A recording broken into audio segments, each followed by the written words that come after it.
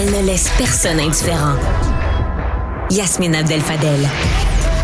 Grosse une du Journal de Montréal aujourd'hui, c'est une explosion de l'itinérance. On le voyait, c'était visible. Là, maintenant, on a les chiffres.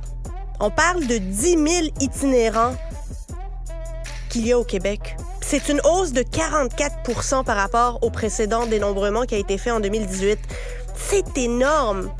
Puis ces chiffres-là, ils datent d'octobre 2022. On est en septembre 2023.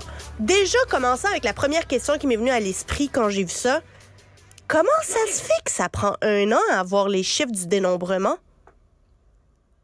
Comment ça se fait que ça nous prend 11 mois d'avoir ces chiffres-là?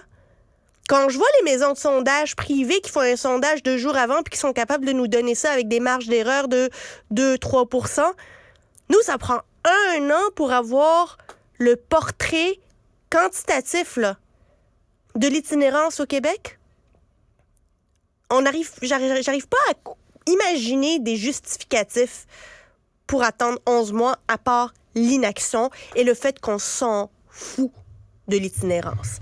Mais là, on s'en fout moins parce qu'on la voit, parce qu'on va le dire, elle nous dérange, parce qu'il commence à y avoir un sentiment d'insécurité, parce qu'on voit des surdoses, parce que les organismes qui viennent en aide aux personnes en situation d'itinérance n'en peuvent plus, n'ont pas les moyens de régler ça, parce que ça se lance la balle entre Montréal, Québec, le gouvernement du Québec, Ottawa.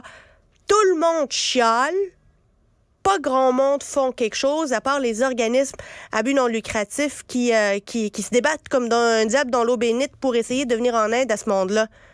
Puis là, on va être fâchés quand on va voir des tentes se placer sur la rue Notre-Dame, puis on va se dire ça n'a pas de bon sens d'avoir des itinérants, puis des tentes, puis ça représente un danger, puis les pompiers vont embarquer là-dedans.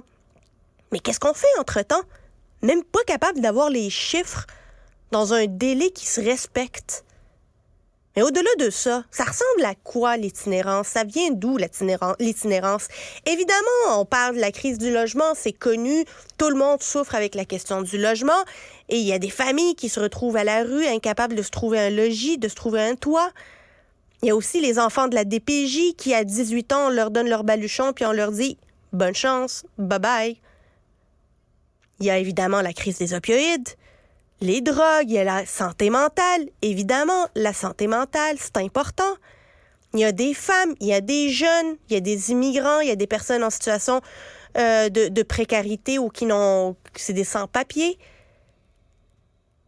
Mais là, on vient d'avoir les chiffres. Fait que si on veut avoir le profil, je pense qu'il va falloir attendre 2 ans.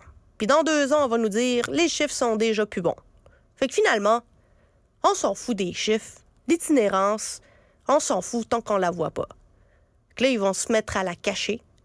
Puis encore une fois, l'itinérance va sombrer dans l'oubli.